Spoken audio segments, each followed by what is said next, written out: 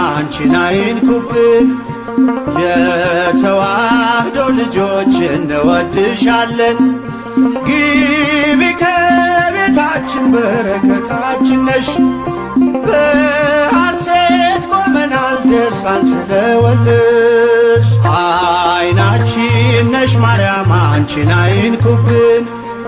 የተዋህዶ ልጆች እንወድሻለን።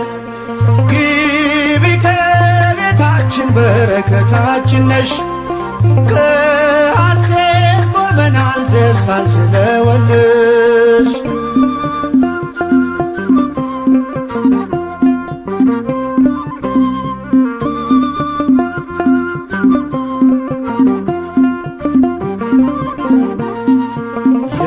የቀደመው እባብ እጅግ ተበሳጨ፣ በአሸዋ ላይ ቆመ